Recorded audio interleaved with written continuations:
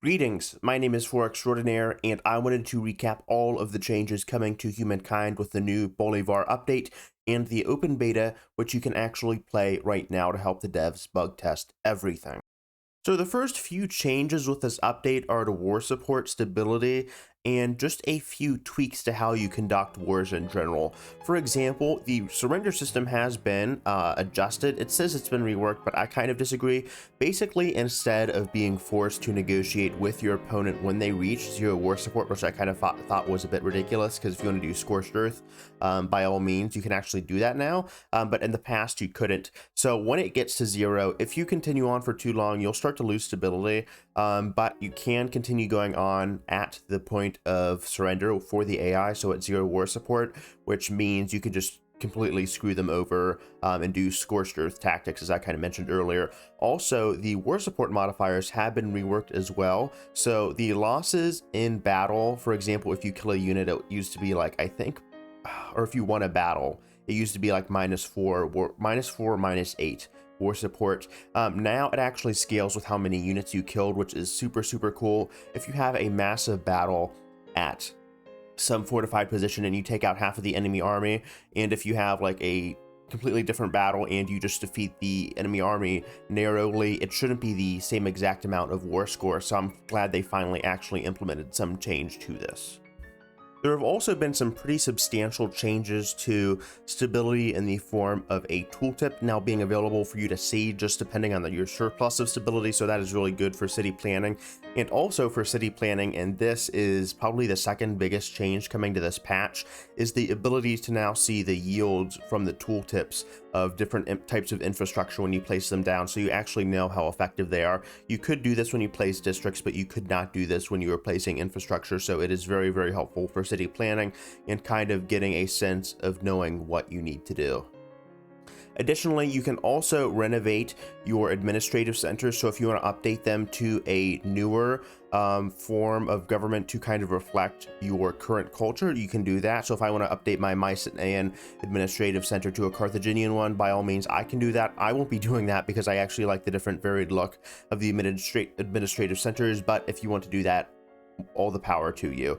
There are also some changes to automatic mod reloading. I'm not too involved with that, but they have kind of fixed that, where the game now automatically loads in the mods you already have installed. And then you can also disable pollution effects if you find that too annoying. I probably will be doing that because pollution just feels like another chore and another thing to micromanage later on. So I probably won't want to have any hand in that.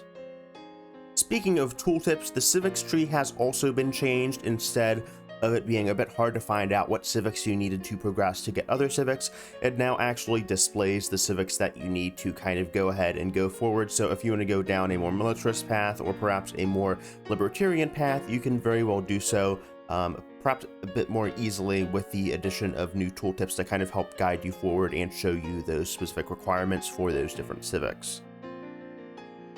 Now, this is a pretty big deal, and essentially this is, in my opinion, the biggest change coming to this patch, and it is how natural wonders have been reworked. So every single natural wonder, similar to Civ 6, has a new effect. It is unique. I've checked all of the natural wonder effects, and they all essentially add new modifiers. They're not too generic, and they seem to be fairly impactful. For example, Mount Roraima was very different in my experience from the big blue hole or the big deep hole, whatever it is called, that little wonder, I think around the Caribbean. So it is very unique in terms of all the different effects and new gameplay changes that wonders provide instead of just a flat stability buff, which I deeply appreciate. I think the game with this patch is taking several steps forward, unlike with previous patches in terms of just fixing bugs. I think the devs are finally catching up.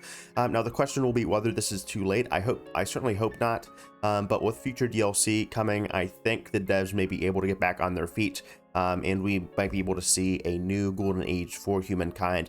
Now, I just wanted to touch a few more things. That's all just speculation, of course, but Some of the hard facts here: luxury distribution settings have changed. They tried to make them more accurate. Less clustering options are available. They also scaled AI difficulty. There's improvements to AI delays. Now the AI won't move during your turn. They actually take the time to move during their turns. So it shouldn't be that awkward in terms of positioning.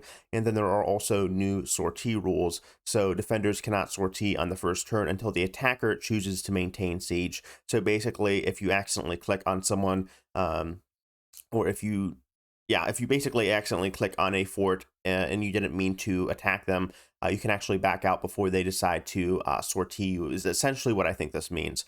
And then there's also easier ways to manage the DLC content and how much they appear, which is very, very nice for people that perhaps want to go a game without the African cultures if they find them a bit too unbalanced, because we haven't had a balanced patch in quite a while. That is an option now. So thank you guys so much for watching. This has been For Extraordinaire. I hope you enjoyed my short coverage of all the different changes coming to Bolivar. There are just a lot coming with this update and to Humankind. So thank you guys so much for watching, and I hope to see you guys later. All right. Love you guys. Peace.